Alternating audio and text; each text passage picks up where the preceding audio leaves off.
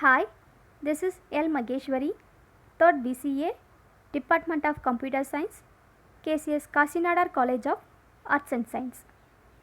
We are going to see about corollaries. Corollary 1. Uncoupled design with less information content. Coupling is a measure of the strength of association established by a connection from one object or software component to another. Coupling is a binary relationship. It is important for design because a change in one component should have a minimal impact on other components. The degree or strength of coupling between two components is measured by the amount and complexity of information transmitted between them. Object-oriented design has two types of coupling: interaction coupling and inheritance coupling. Interaction coupling. Interaction coupling involves the amount and complexity of messages between components. It is good to have little interactions. The general guideline is to keep the message as simple and infrequent as possible. Object connected coupled, meaning any change to one invariably leads to a ripple effect of changes in others. Inheritance coupling. Inheritance is a form of coupling between super and subclasses. A subclass is coupled to its superclass in terms of attributes and methods. We need high inheritance coupling. For this, each specialization class should not inherit a lot of unrelated and unneeded methods and attributes. If the superclass is overwriting most of the methods or not using them, then it is an indication that the inheritance coupling is low. Cohesion. The interactions with a single object or software components is called cohesion. Cohesion reflects the single purposeness of an object. Highly cohesion components can lower coupling because only a minimum of essential information needed be passed between components. Method cohesion means that the method should carry one function. Class cohesion means that all the class methods and attributes must be highly cohesion, meaning to be used by internal methods or derived class methods. Corollary 2. Single purpose.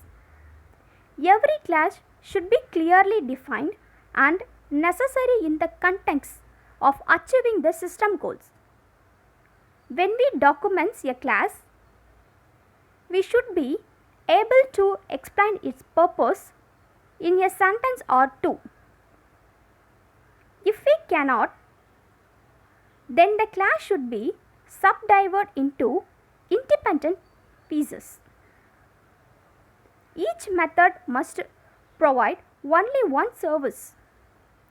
Each method should be of modularized size on one more than a page. Of a page is better. Corollary 3. Large number of similar classes reusability. There are benefits in having a large number of similar classes because the chance of reusing smaller classes in other projects is high. Large and complex classes are too specialized to be reused. Object-oriented design offers a path of producing libraries of reusable parts. Corollary 4. Strong mapping. A strong mapping links class identifier during analyze and class designed during the design phase. Example, view and access classes. The analyzed identifiers object type and inheritance. and thinks about events that change the state of objects. The designer adds detail to this model paragraph, designing screens, user interactions, and client server interactions. Corollary 5 is standardizations. To reuse classes, we must have a good understanding of the classes. Most object-oriented systems can with their server built-in class libraries, but these class libraries are not always well documented. Sometimes they are documented but not updated. They must be easily searched based on user criteria. Corollary 6. Design with inheritance. When we implement a class, we have to determine its ancestor, what attribute it will have, and what messages it will understand. Then we have to construct its methods and protocols. Ideally, one has to choose inheritance to minimize the amount of program instructions. The primitive form of reuse is cut and paste reusability. Thank you.